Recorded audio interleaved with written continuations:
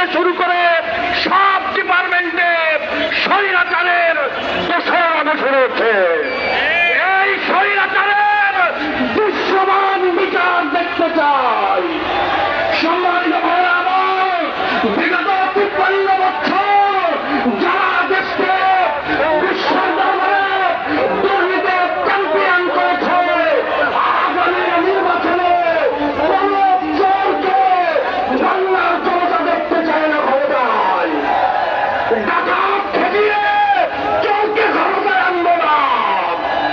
আগামী বাংলা হবে আত্মঘাত বাংলা। আগামী বাংলা বাংলা।